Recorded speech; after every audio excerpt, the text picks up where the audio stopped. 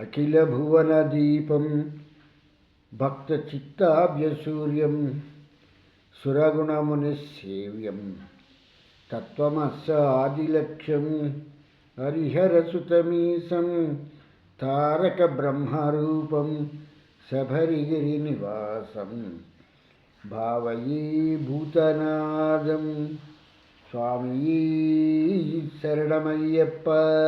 ప్రియమైన ఆత్మబంధువులారా, ఆతిథ్యం వారి సౌజన్యంతో మనం ఈ భక్తి అనేటువంటి కార్యక్రమాన్ని ప్రారంభించుకొని ఇందులో కథలతో పాటుగా అందులో ఉన్నటువంటి తత్వాన్ని మనం తెలుసుకోవటం జరుగుతోంది. ఇప్పుడున్నటువంటి వ్యవస్థలో కెమికల్ ఇంజనీరింగ్ అని చెప్పేసి అనేటువంటి అతనికి, కెమిస్ట్కి, ఏదైనా ఒక పదార్థాన్ని గురించి అతడికి పంపిస్తే అతడు దాన్ని రేణువులు, పరమాణువులు అనేటువంటి భాగాల కింద పదార్థాన్ని విడతీసి దాని లక్షణాలన్నింటినీ కూడా విశదీకరిస్తూ సమగ్రమైనటువంటి మనకి దానికి సంబంధించినటువంటి విషయాలంతటినీ కూడా అతను రాసి పంపిస్తాడు.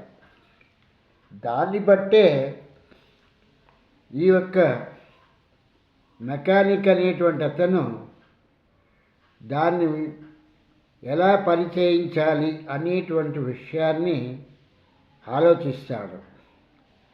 అలాగే ఇక్కడ మెటలర్జీ అనేటువంటి దాంట్లోకి వచ్చేటప్పటికి పదార్థ తత్వము అనేటువంటి దానికి వచ్చేటప్పటికి ఇలాంటి విషయాలని కూలంకషంగా తెలుసుకోకుండా మనం ముందుకు వెళ్ళలేము.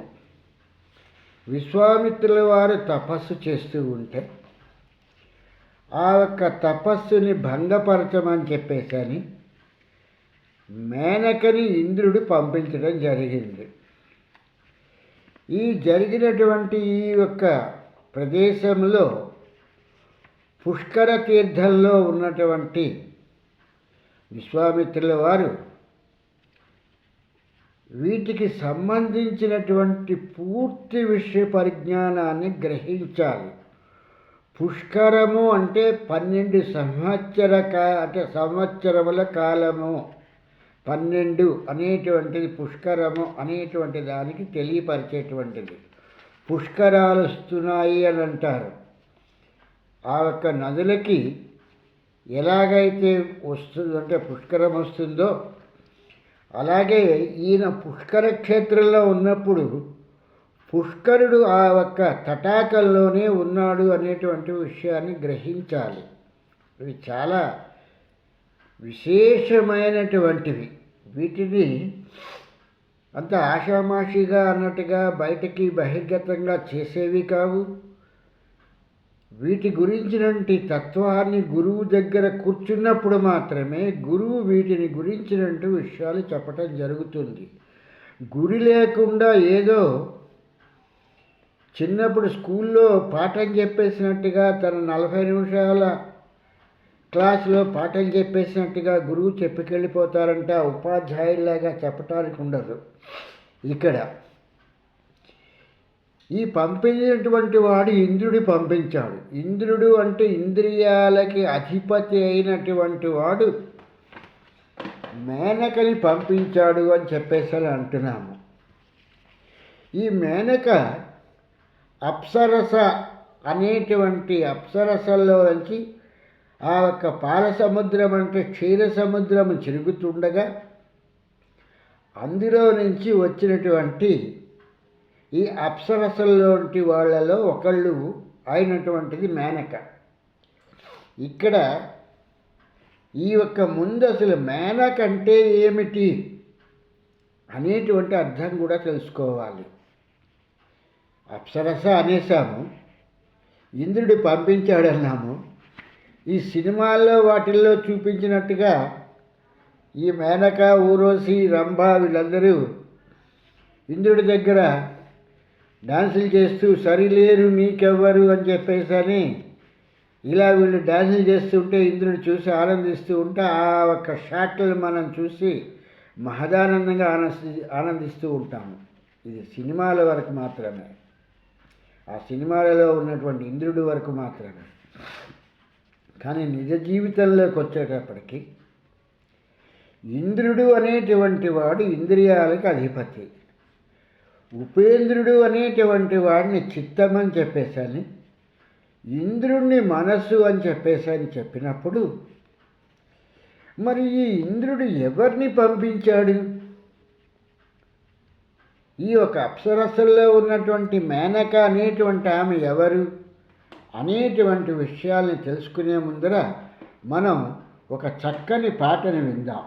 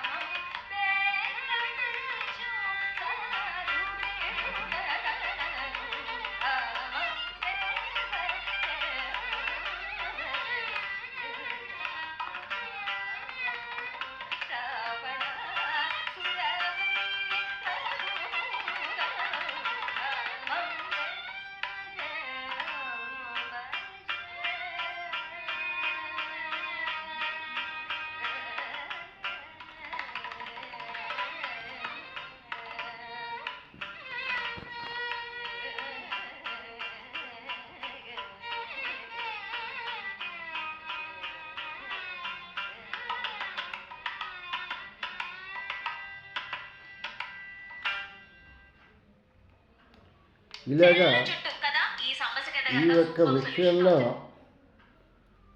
విన్నటువంటి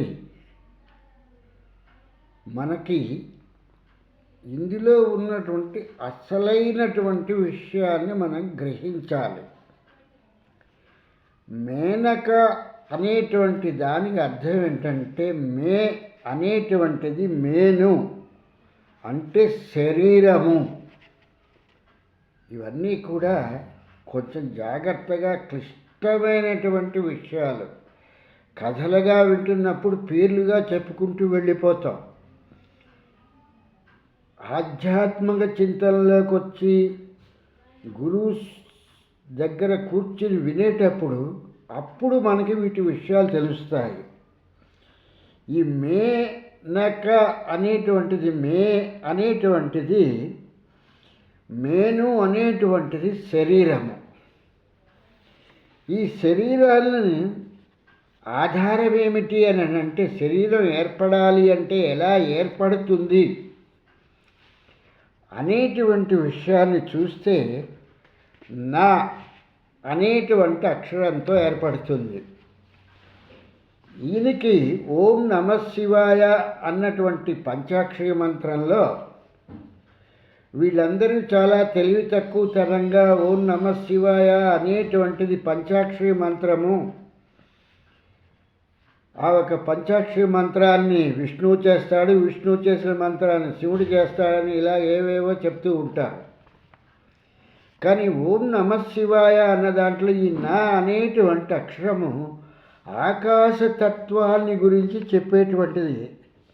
కనుక ఈ మేను ఏ తత్వంలో ఉన్నది? ముందు ఆకాశతత్వంలో నుంచి ఇది వస్తుంది. ఈ ఆకాశతత్వాన్ని కలిగి ఈ యొక్క శరీరము అనేటువంటిది వస్తుంది. ఇది చాలా ఎలాంటిదంటే చాలా జ్ఞానానికి సంబంధించినటువంటి విషయం తప్పితే ఏదో ఆషామాషిగా కూర్చుని చెప్పేటువంటి విషయం కాదు. ఇది బ్రహ్మ విద్య అనంటే బ్రహ్మాండమైనటువంటి విద్య.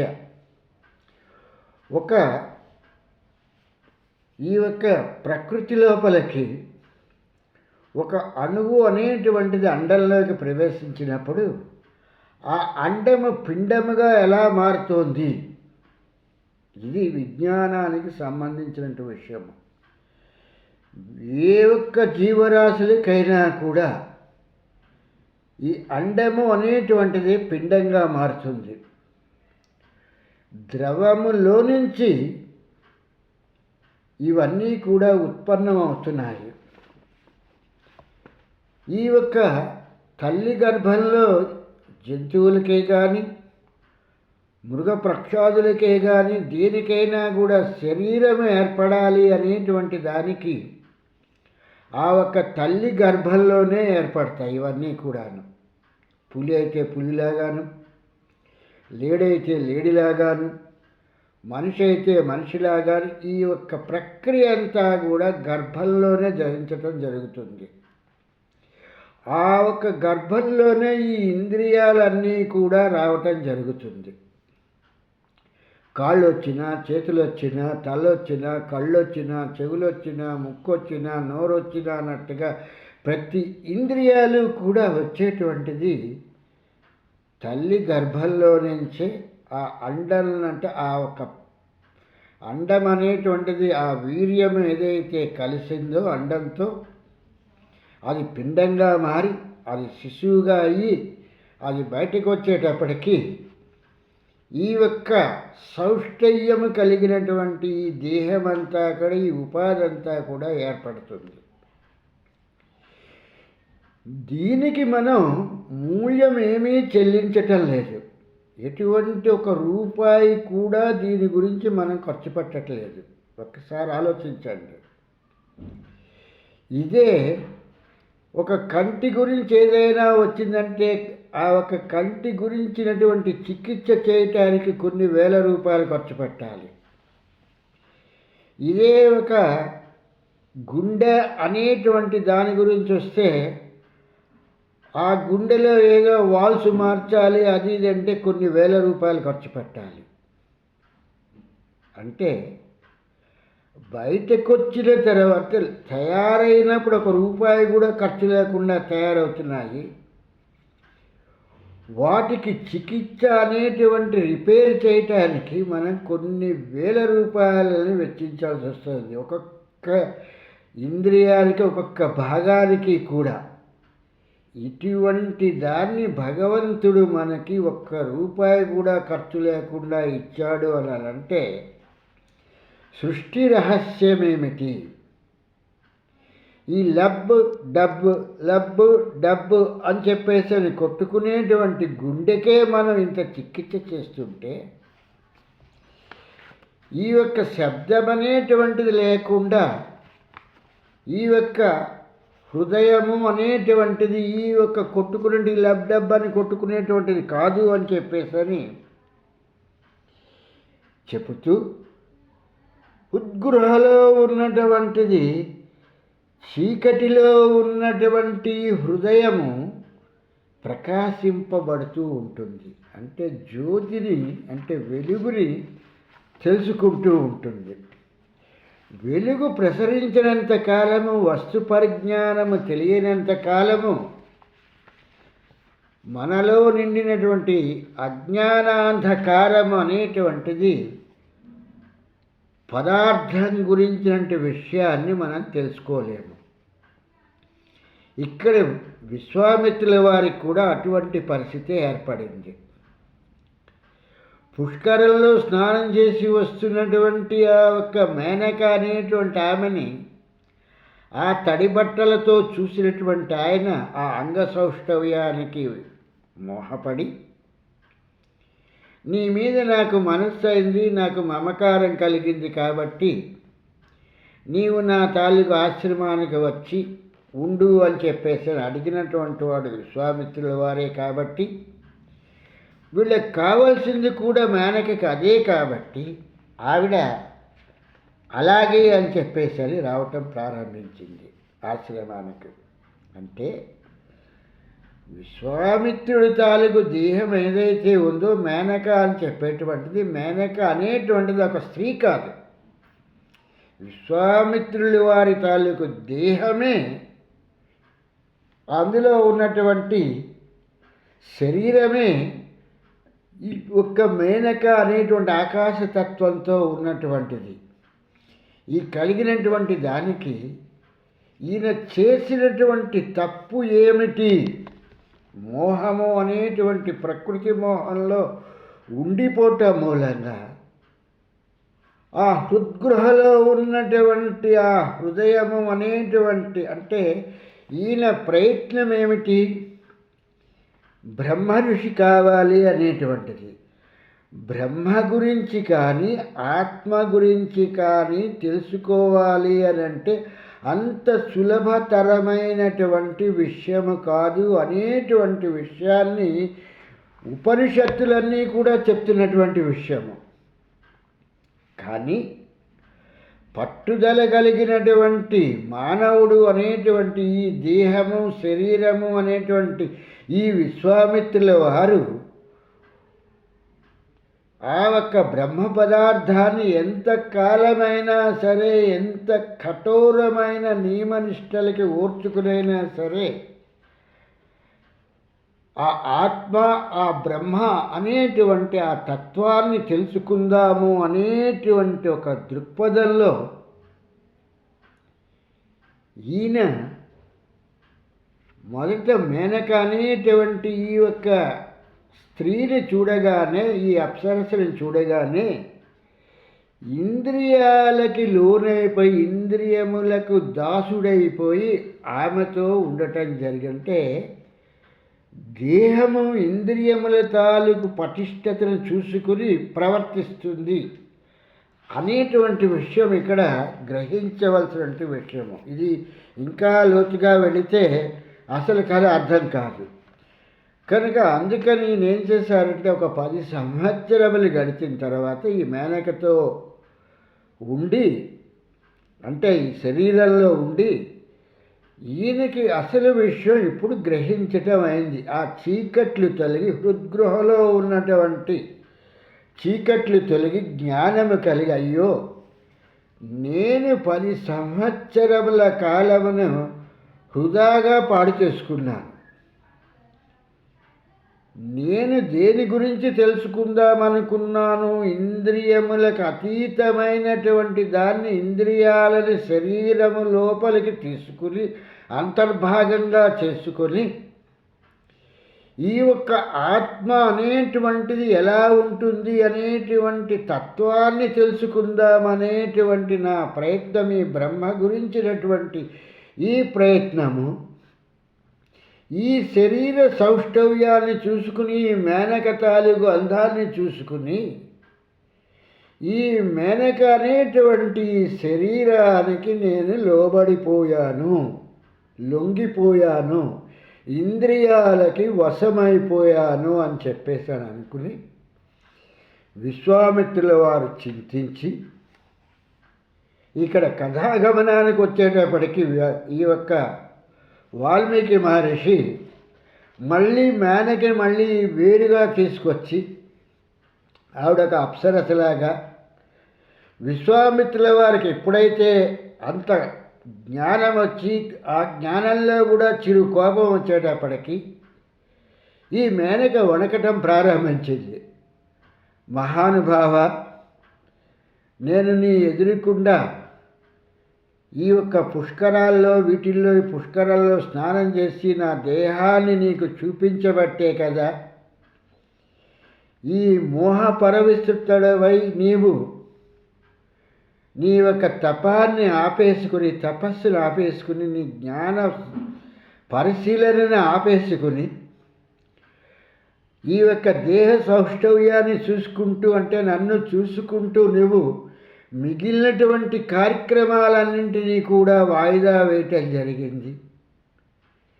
ఈ యొక్క కార్యక్రమం వాయిదా పడటానికి నేనే కదా మూల కారణము అని చెప్పేసని వణికిపోకుంటూ మేనక అనేటువంటి ఈ యొక్క అప్సరస స్త్రీ తన 2 చేతులతో దండం పెడుతూ విశ్వామిత్రుల వారికి కోపం రాకుండా ప్రాధేయపడుతోంది. ఇందులోనే చాలా చక్కని విషయాలన్నింటినీ కూడా వాల్మీకి మహర్షి పెట్టడం జరిగింది. ఇప్పుడు ఎవరి మీద కోపపడతాడు విశ్వామిత్రుల వారు? తన దేహ సౌష్ఠవ్యాన్ని, తన తాలూకు ఇంద్రియాలు బయటికి వచ్చి బాహ్యంగా ఉండటం మూలంగా అక్కడ ఈ ఒక్క అంతరాయం ఏర్పడింది. కనుక అంతరాయానికి కారణం ఏమిటి? శరీరమే కదా. కనుక ఇప్పుడు ఇక్కడ వాల్మీకి మహర్షి చాలా గమ్మత్తుగా ఈ యొక్క విషయాన్ని చెప్పటం ప్రారంభించారు. ఓ మేనక, నీ మూలంగా ఇవి ఏవీ కూడా జరగలేదు. యాదృచ్ఛికంగా నువ్వు పుష్కరమనేటువంటి తటాకల్లోకి వచ్చి నువ్వు స్నానం చేశావు. నేను నా బాహ్యేంద్రియములైనటువంటి ఈ ఒక్క చక్షువులతో, ఈ ఒక్క కళ్ళతో నిన్ను నేను చూడటం జరిగింది. ఈ చూడటం మూలంగా నీ తాలూకు సౌందర్యము అనేటువంటి దానికి నేను లోనయ్యి, మోహితుడనయ్యి నిన్ను నా ఆశ్రమానికి పిలిచినటువంటి వాడిని నేనే. నీకు నువ్వుగా నా ఆశ్రమంలోకి ప్రవేశించలేదు. ఇంద్రియములని లోపలికి తీసుకెళ్ళవలసినటువంటి విశ్వామిత్రుల వారు ఇంద్రియాలని బాహ్యంలో ఉంచారు. బాహ్యంలో ఉంచి ఆశ్రమంలోకి ఎవరిని రమ్మన్నారు? మోహాన్ని రమ్మన్నారు. మోహం దేన్ని ఆకర్షిస్తోంది? శరీరాన్ని ఆకర్షిస్తోంది. ఇదంతా కూడా అసలు చెప్తున్నప్పుడు గురువుకి చాలా ఆనందంగా ఉంటుంది. వినే శిష్యుడికి ఇది ఎలా ఉంటుందంటే, ఈయన ఏం చెప్తున్నారో పూర్తిగా అర్థం కాక ఆ ఒక శిష్యుడు జుట్టు పీక్కున్నట్టు అవుతుంది. కాబట్టి అందుకే ఈ యొక్క వాల్మీకి మహర్షి ఏం చేశారంటే, విశ్వామిత్రుడు అనేటువంటి అతన్నేమో ఒక ఋషిగా చూపించాడు. మేనక అనేటువంటి దాన్ని ఒక అప్సరసగా చూపించి, ఆ అప్సరసను చూసినటువంటి విశ్వామిత్రుల వారు మోహపడి ఆవిడని రమ్మనమని చెప్పేసని ఆవిడ తన తాలూకు ఆశ్రమంలోకి పిలవటం జరిగింది. ఒక 10 సంవత్సరాల కాలము జ్ఞానాన్ని మర్చిపోయి అజ్ఞానిగా అన్నట్టుగా ఆ ఒక్క మేనకతోనే తన తాలూకు సంభోగమంతటి కూడా జరిపారు అనేటువంటి విషయాన్ని వాల్మీకి మహర్షి ఒక కథాగమనంలో రాస్తూ ఈ అప్సరసని మన్నించి నీవు నీ లోకానికి వెళ్ళిపో అని చెప్పేసని అప్సరసని ఆయన మన్నించి అప్సరసని ఆ ఒక్క ఇంద్రుడి దగ్గరికి పంపించేయటం జరిగింది అనేటువంటి విషయాన్ని ఇక్కడ వాల్మీకి మహర్షి రాస్తున్నటువంటి విషయము. అంటే అజ్ఞానాంధకార హృద్గృహలో ఉన్నటువంటి చీకటిలో ఇరుక్కుపోయినటువంటి ఈ విశ్వామిత్రుల వారి జ్ఞానాన్ని పొందిన తర్వాత ఈ పొందినటువంటి జ్ఞానంతో తన తాలూకు దేహం లోపలికి ఇంద్రియాలని బయటికి వెళ్ళిపోయినటువంటి ఇంద్రియాలన్నింటినీ కూడా మళ్ళీ లోపలికి తీసుకుని వచ్చి అంతర్ముఖం గావించి ఆత్మను అన్వేషించడం అనేటువంటి ప్రక్రియని మళ్ళీ ప్రారంభించాడు. ఈ ఆత్మను అన్వేషించేటువంటి కార్యక్రమానికి వచ్చేటప్పటికీ ఇది అంత తేలికగా అంత సులభంగా జరిగేటువంటి పని కాదు. కాబట్టి ఈ యొక్క మేనకని పంపించేసిన తర్వాత వాల్మీకి మహర్షి చాలా టెక్నికల్గా రాస్తున్నారు. ఇది మెటలర్జీ కూడా ఒకసారి దీని ముందు పని చేయదేమో అని అనిపిస్తుంది, అంత చక్కగా రాస్తున్నారు. తన చేసిన పనికి తను పశ్చాత్తాపపడే అయ్యో 10 సంవత్సరముల కాలాన్ని ఒక రాత్రిలాగా పాడు చేసేసుకున్నాను, ఇది నేను చేసినటువంటి తప్పిదము అని చెప్పేసి దుఃఖపడి పిమ్మట అతడు మొదట ఆ భయంతో వణికిపోయినటువంటి ఒక అప్సరసని పంపించేసి ఆ తర్వాత కౌశికుడు అనేటువంటి ఈయన ఉత్తర దిక్కున్నటువంటి హిమాలయ పర్వతాలకి రావటం తటస్థించింది. మేనకని పంపించేశాడు. దక్షిణ దిక్కులో ఈయన తపస్సు ప్రారంభించి పుష్కర నదీ తీరంలో ఆ పుష్కరం దగ్గర ఈ మేనకని చూసి 10 సంవత్సరముల కాలం ఆవిడతో ఉన్న తర్వాత తన తప్పు తాను గ్రహించిన తర్వాత ఇందులో మేనకది ఏమీ తప్పు లేదు అని చెప్పి తెలుసుకుని మేనకని ఇంద్రుడి దగ్గరికి పంపించేసి ఈయన కౌశికుడు, ఇవన్నీ కూడా చాలా క్లిష్టమైనటువంటి పేర్లు. ఒక నా స్నేహితుడు వాళ్ళ కొడుక్కి కౌశిక్ అని పేరు పెట్టుకున్నాడు. నాకు మొదట్లో అర్థమయ్యేది కాదు, ఏంటి కౌశిక్ అనేటువంటి పేరు అనేటువంటిది. ఆ తర్వాత మా గురువుగారి దగ్గరికి వెళ్ళిన తర్వాత ఆ పేరులో ఉన్న అర్థం ఏమిటో నాకు అప్పుడు తెలిసింది. అలాగా ఈ కౌశిక్ అనేటువంటి ఈయన దక్షిణ దిక్కు నుంచి మళ్ళీ ఉత్తర దిక్కుకి హిమాలయ పర్వతాల్లోకి రావటం జరిగింది. అంటే తన ఇంద్రియాలన్నింటినీ కూడా ఉద్రేకపడనివ్వకుండా చల్లబరుచుకుంటూ తను ఎక్కడికి వచ్చారు అని అంటే హిమవత్ పర్వతంలోకి. వేటూరి సుందరరామూర్తి గారు ఒక మంచి చక్కని పాట రాశారు. ఆ ఒక పాటలో మనసి హిమవత్ పర్వతము అని చెప్పేసి ఆయన రాయటం జరిగింది. అంత చల్లగా ఉండాలి, బ్రీజింగ్ లాగా అనేటువంటిది. అందుకని ఇంద్రియాలు బయటికి సంచరించకుండా ఉండాలి, అంతర్ముఖంగా ఉండాలి. అంతర్ముఖంలోకి దేహంలో నుంచి అంటే శరీరములో బయట ఉన్నటువంటి ఈ కళ్ళు కానీ, ఈ యొక్క చెవులు కానీ, జ్ఞానేంద్రియాలు కానీ, కర్మేంద్రియాలని కానీ అంతర్భాగంలోకి తీసుకొచ్చి శరీరం లోపలికి తీసుకుని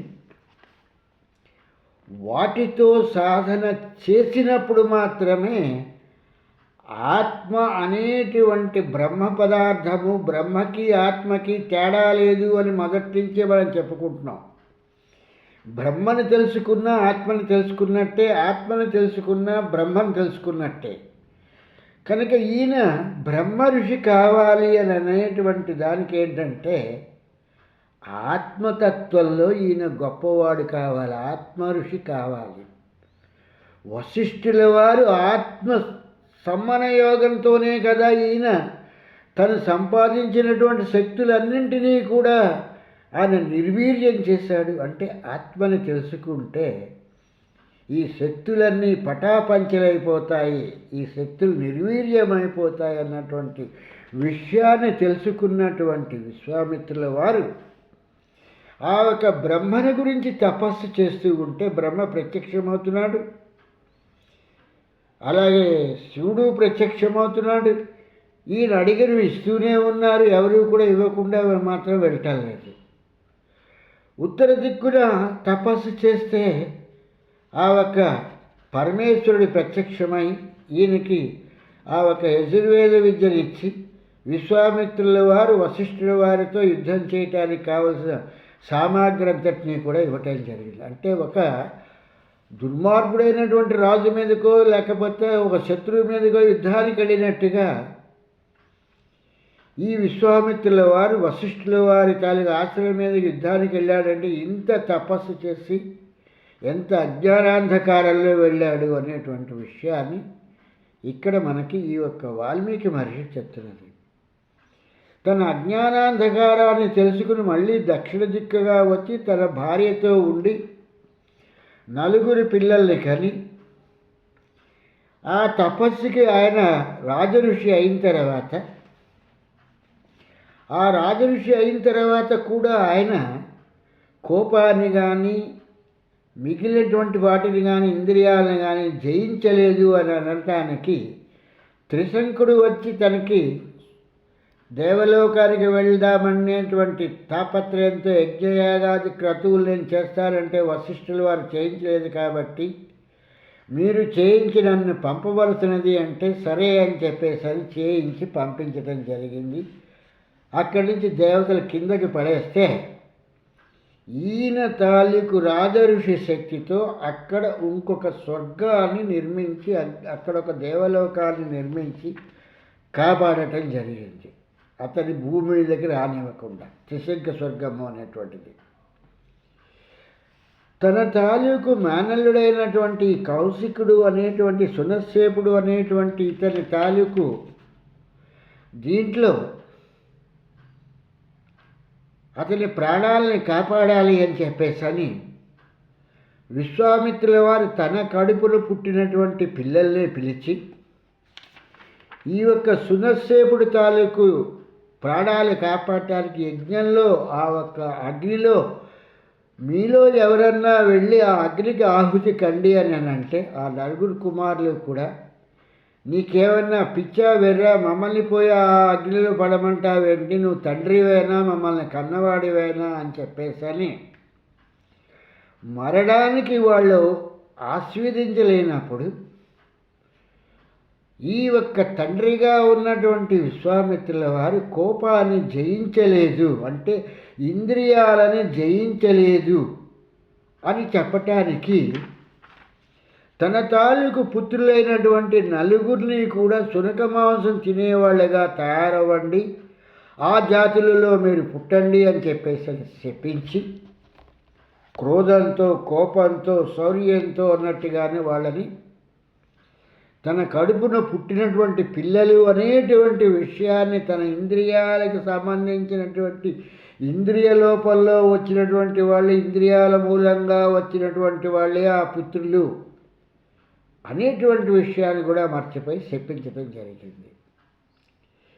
శపించిన తరువాత మళ్ళీ ఆ సునశ్శేపుడికి ఇంద్రుడు ఎలా ప్రత్యక్షం చేసుకోవాలో ఇంద్రుడిని అని చెప్పేటువంటి విషయంలో ఆ సునశ్శేపుడికి మంత్రాలను చెప్పి ఆ స్తోత్రపట్లాలను చేయి, ఇంద్రుడు వచ్చి నీకు దీర్ఘాయురిస్తాడు అని చెప్పేశానన్నాడు. మళ్ళీ కోపాన్ని తగ్గించుకుని శాంతంలోకి వచ్చాడు అని చెప్పేటువంటిది. అతనికి దీర్ఘాయువునిచ్చిన తర్వాత ఇంద్రియములు శాంతించాయి అనుకుని చెప్పేసాను అనుకుని అదే పుష్కర తీర్థంలో ఉంటూ ఆ ఒక పుష్కర తీర్థంలో మళ్ళీ తపస్సు 1000 సంవత్సరాలు ప్రారంభించినటువంటి సమయంలో మళ్ళీ మేనక అనేటువంటిది వచ్చేటప్పటికల్లా ఆ మేనకని చూసేటప్పటికి అంటే అక్కడ ఉండి తపస్సు చేస్తున్నటువంటి సమయంలో మళ్ళీ బ్రహ్మ మళ్ళీ ప్రత్యక్షమవటం జరిగింది. నీవు ఈ యొక్క రాజఋషి నుంచి ఋషి అయ్యావు అని చెప్పేసని కూడా చెప్పటం జరిగింది. అటువంటి పరిస్థితిలో కూడా ఇంద్రియాలకి వశమయ్యి మేనక అనేటువంటి దాంతో అంతర్భాగంలో ఇంద్రియాలని అంతర్భాగంలోకి తీసుకొచ్చి వాటిని శుద్ధిపరచలేక ఇంద్రియాలకి లోబడి మేనకతో సంభోగం చెందటం జరిగింది అనేటువంటి విషయాన్ని వాల్మీకి మహర్షి ఒక మేనక అనేటువంటి ఒక అప్సరసను సృష్టించడం జరిగింది. ఈ యొక్క మేనక భయపడుతుంటే నువ్వు భయపడకు, నాదే తప్పు అని చెప్పేసి మళ్ళీ శాంతపరచుకుని మళ్ళీ శాంతంతో చెప్పినటువంటి ఈయన ఆవిడ్ని పంపించేసి ఉత్తర దిక్కుగా వచ్చి కౌశికీ నది తీరంలో కూర్చుని తపస్సు చేసి మళ్ళీ బ్రహ్మని గురించి తపస్సు చేసి బ్రహ్మని ప్రత్యక్షం చేసుకుని బ్రహ్మ ప్రత్యక్షమైన తర్వాత నువ్వు మహర్షి అయినావు అని చెప్పేసి బ్రహ్మ అంటే విశ్వామిత్రుల వారు నేను ఇంత తపస్సు చేస్తున్నాను కదా, ఇప్పుడైనా సరే నేను ఇంద్రియాలను జయించిన వాడినయ్యానా అనేటువంటి మాటని బ్రహ్మను అడగటం జరిగింది. అంటే ఆత్మ పరిశీలన చేస్తున్నాడు విశ్వామిత్రుల వారు.